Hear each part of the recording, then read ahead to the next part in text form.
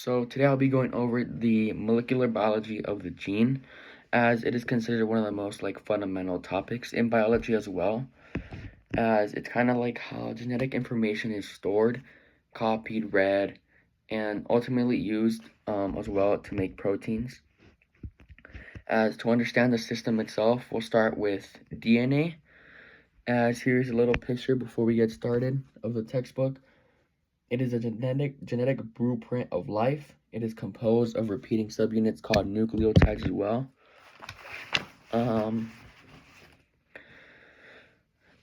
Each nucleotide contains three parts, which is a phosphate group, a deoxyribose sugar, and one of the four nitrogenous bases. As these bases are adenine, thymine, guanine, and cytosine, as more commonly referred to A, T, G, C. And these kind of bases, they form the genetic code and they determine the traits of the organisms. And then DNA is famously structured as a double helix, kind of that picture that I just showed you guys is like a twisted ladder shape, as the sugar and phosphate groups form the sides of the ladder, while the nitrogenous bases, as we can see here, pair up from the rungs. These base pairs in a very specific way known as a complementary base pairing, as adenine always pairs up with thymine using 2 hydrogen bonds, while guanine pairs up with cytosine using 3 hydrogen bonds. As this complementary pairing is essential because it explains how DNA can be accurately copied during replication and read during transcription, I believe. Now, how DNA replicates itself, not itself, but how it replicates is, in order for the cell to divide, it must replicate its DNA, as this process of breaking the hydrogen bonds between bases, and as before that happens, DNA helicase unwinds and unzips the DNA strands, and then as those strands then separate, a single-stranded binding proteins, or SSBs, attach to those open strands, which keep them from reattaching or refolding to those unstable structures. Next, DNA primase lays down short RNA primers, which serve as starting points because DNA polymerase cannot start from scratch. It can only add nucleotides to an existing strand, as DNA polymerase then extends to new strands by adding those nucleotides to the 3'. Right? I believe so, yes. Building the complementary DNA sequence.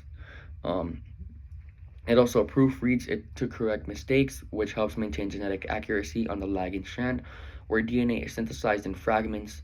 DNA ligase joins the Okazaki fragments together, sealing the gaps and producing continuous strands, where all of this occurs structured in a replication forks, where DNA is actively being copied. So now we discussed DNA, it's time to move on to RNA. So here, RNA, also known as ribonucleic acid, plays a critical role in gene expression. Unlike DNA, RNA is a single strand instead of a double strand, and it uses a ribose sugar rather than a deoxyribose. And importantly, RNA uses uracil for U instead of thymine. So RNA adenine pairs up with uracil. As there are several types of RNA, each with a different function. Messenger RNA, or mRNA, carries a genetic message from DNA to the ribosome, where proteins are made. Transfer RNA, or tRNA, brings amino acids to the ribosome during protein synthesis and contains anticodons that match with RNA codons. Finally, ribosomal RNA, or rRNA, forms the structural and catalytic components of ribosomes, helping them function as a protein building factories. Transcription is the process of making RNA to DNA as well, as this occurs in 3 stages, where in the first one, I believe it's initiation, elongation, and then termination. As during initiation, RNA polymerase binds to a specific DNA region called the promoter, and then during elongation, RNA polymerase moves along the DNA and synthesizes a single RNA strand that complements for the DNA template. And then during termination, RNA polymers reaches a stop signal and reaches a newly formed RNA molecule as well.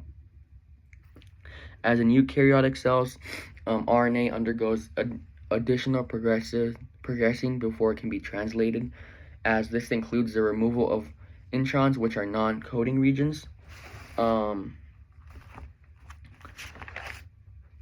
exons are the coding regions are spliced together. Also in RNA, splicing can involve ribozymes, which are RNA molecules that act like enzymes, cutting and joining those RNA segments, and after these modifications, mRNA is ready to be transferred into those proteins. That brings us to the genetic code. The instructions for building proteins are written in groups of 3 RNA bases called codons. Each codon corresponds to like a specific amino acid, or in some cases it also stops translation, as the genetic code is nearly universal across organisms, meaning that a codon specifying an amino acid in bacteria will specify the same amount of amino acid in human cells as well, as that genetic code is also redundant, meaning those many different codons can specify the same amino acid, but it's never, what's that word, ambiguous, as each codon only has one single meaning. Now, finally, talking about translation, it is a process of building proteins at the ribosome, as translation also occurs in initiation, elongation, and termination. And then in many cells, multiple ribosomes attach to a single mRNA and translate simultaneously, as these clusters are known as polyribosomes or polysomes, as this allows cells to produce many copies of the same protein quickly and efficiently, which is important for a cell to function and then just for the survival, as we all know. To summarize, DNA stores genetic information, RNA transfers and processes that information, and proteins carry out cellular functions. As a molecular biology of the gene illustrates how life maintains like kind of its ongoing and continuity as it adapts and evolves through like an elegant and highly accurate system of like copying, reading, like expressing those genes and all that genetic information, as without it, who knows if we wouldn't be here as well, as it is the molecular choreography that allows all living organisms not just to grow, but to like repair, produce, and then like kind of like respond away into like to those environments. As it starts with a simple pairing of like A to T and then C to G, which a funny little thing to remember that is apple in a tree or car in a garage, as Ms. Baldwin did teach us that. So that's kind of how I remember it. But yeah, RNA is still a single strand of DNA as it codes for proteins, enters the nucleus and makes a copy of the genetic code known as mRNA. And then yeah, I went over DNA. And yeah, that is molecular biology of the gene.